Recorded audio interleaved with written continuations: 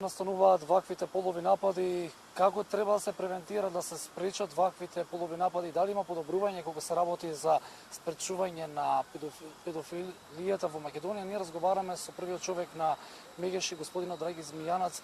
Господине Драги, добродојдовте во Дневникот на телевизија Нова. Еве, сведоци сме 2016 година за неколку вакви полови напади. Како најчесто настануваат, која е причината за ваквите напади?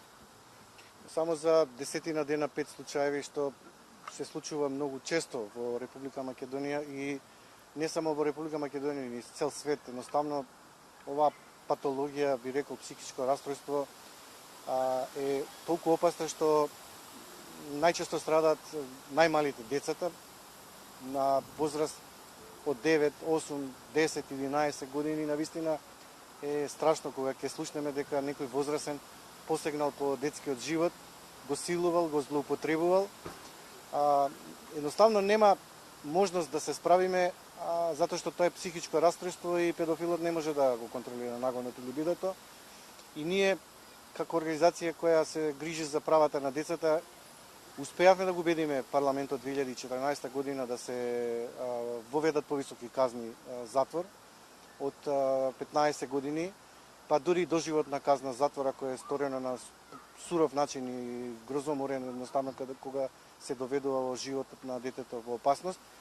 И предложивме да се воведе и медикаментна терапија, хемиска кастрација, каде што ќе се онеспособи педофилот, односно ќе се влие на неговиот нагон и либидо да не го повтори делото. Оваа мерка сметаме дека е хумано од два аспекти, што нема да има рецидивизам, второ дете жртва, и што педофилот нема да се доведе во опасност уште еднаш да повреди друго дете.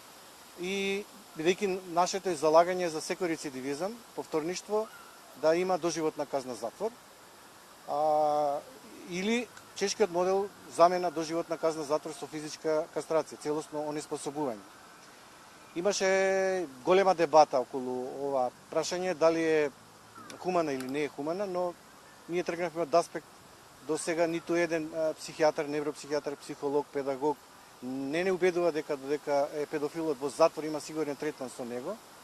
И сите светски показатели покажуваат дека доколку не се почне на време со медикаментна терапија, на потиснување на нагонот и либидото и да биде задолжителна по неговото излегување од затвор, едноставно повторништвото, рецидивизмот ќе се повторува и ќе има второ дете жртва. За да не се случи тоа, мислам дека судиите веќе треба да досудуваат вакви казни, за да можат педофилите навистина да го стават својот нагон и либидо под контрола. Господине Драги, изборуваме за децата кои што се жртва на педофилија, но ме интересира дали сте се соочиле со педофили, например, кои доаѓаат кај вас и бараат помош, ве молат, помогнете ни, и нам не ни е лесно, мора и ние на некој начин да се спасиме од ваквата болест. Сте се соочиле ли вие со вакви примери? Не се обратил ниту еден педофил да побара помош, иако во други западноевропски земји каде што хемиската кастрација е воведена, во 10 до 15% од случаевите самите побарале затоа што се свесни дека едноставно не можат да се справат со таа патологија и тоа психичко расстройство и смета дека само на тој начин можат да бидат на слобода, а при тоа да не го повторат делото. Она што сакам да кажам дека покрај овие мерки на санкција, ние се залагаме исто така за носење на електронски нараквици, каде што ќе може полицијата да ги следи педофилите, кај се движат и на време да ги острани, особено таму кај што децата другаруваат, учат и се во група, спортски клубови, да не набројувам. И сметам дека е многу важно да се едуцира децата уште од мали нозе, уште од градинка и предучилишно образование и во основно училиште за право на приватност, право на самозаштита и заштита, право на избегнување на несоодветно однесување од возрастни, никако влегување во автомобил, добивање подароци и одење на некакви места каде што ќе биде нивната безбедност доведена во прашање. Исто така би апелирал до сите родители, особено кои имаат мали деца, да го покринат прагот на мобилност и будност. Едноставно, таа патологија е толку омасовена и проширена што мора и родителите да бидат максимално внимателни. Ние по тој повод и имаме издадено и водич за воспитувачи и наставници родители како да препознаат кога децата се жртви на сексуална злоупотреба, но при тој како децата да се самозаштитат и како да реагираат во ризични ситуации. сметаме дека треба паралелно да се работи и со едукација на децата, за нивна самопревенција и заштита, и поголема будност и мобилност на родителите и поголемо санкционирање на педофилите. На тој начин некако би оставиле оваа патологија под контрола.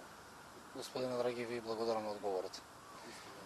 Гоце, доколку имате некои дополнителни прашања до нашиот гостин, слободно повелете.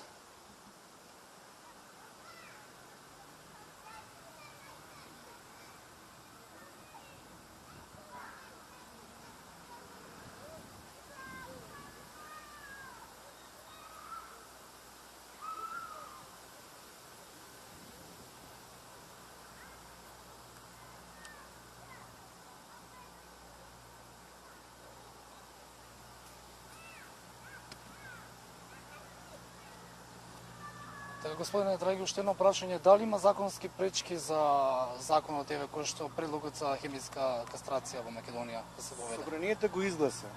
Управата за спроведување на санкции чека од судот да донесе ваква одлука. Но оно што е спорно, уште тогаш реагиравме, бевме благодарни до пратениците што од етички аспект морален ги изгласа овие наши препораки и ги изголемија казните затвор, но не можеме да сватиме зашто е на доброволна основа, иако е задолжителна за повторништво. Но нашата заложба е да не се случи повторништво, дека после првото сексуално злоставување и силување на дете, педофилот уште додека е во затвор мора да се подвргне да подлежи на хемиска кастрација, односно медикаментна терапија, за да немаме рецидивисти. Новиот закон, измени и дополни на кривичниот закон, велат дека задолжително е само за повторништвото, а ние се залагаме да биде за првото сторено кривично дело.